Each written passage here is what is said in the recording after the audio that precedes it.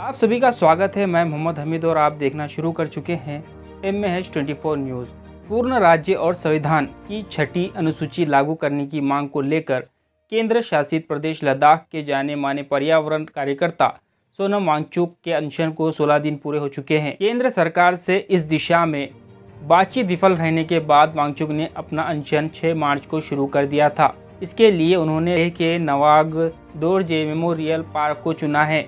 कपकपाती ठंड और शून्य से नीचे तापमान के बावजूद उनके प्रदर्शन में हिस्सा लेने वालों की तादाद लगातार बढ़ती जा रही है।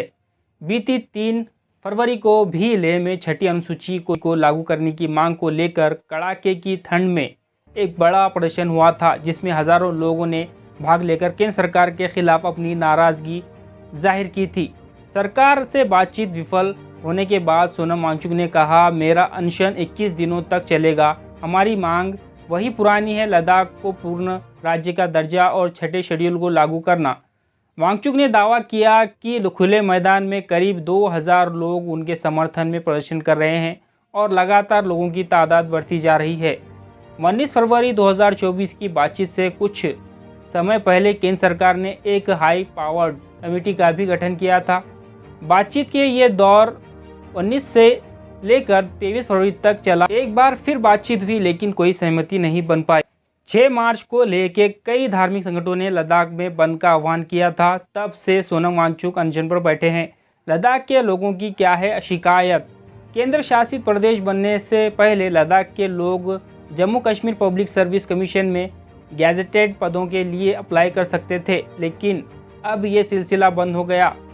वर्ष 2019 से पहले नॉन गैजेटेड नौकरियों के लिए Jammu Kashmir service selection board भर्ती करता था और उसमें लद्दाख के उम्मीदवार भी होते थे, लेकिन अब ये नियुक्तियां कर्मचारी चयन आयोग की ओर से की जा रही है। यह आयोग एक संवैधानिक निकाय है जो केंद्र सरकार के लिए भर्ती करता है।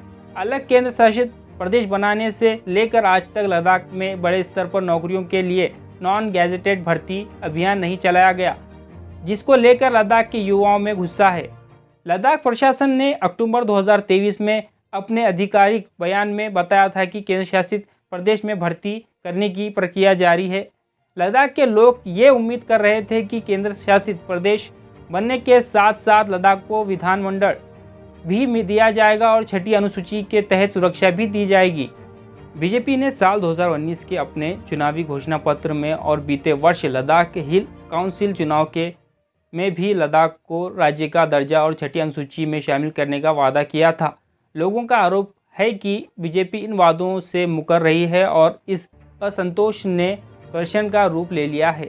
भारतीय संविधान के अनुच्छेद 244 के तहत छठी अनुसूची स्वायत्त प्रशासनिक प्रभागों में स्वायत्ता जिला परिषदों के गठन का प्रावधान करती है, जिसके पास एक राज्य के भीतर कुछ विधायी, न्यायिक और प्रशासनिक स्वतंत्रता होती है।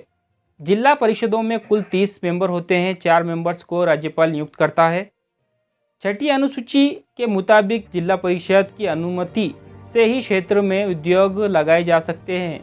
बीते वर्ष सितंबर में पीटीआई को दिए गए एक इंटरव्यू में लद्दाख के उपराज्यपाल जीडी मिश्रा ने बताया था कि लद्दाख को केंद्र शासित प्रदेश बनाने के बाद विकास के क्षेत्र में बड़ा बदलाव आया है।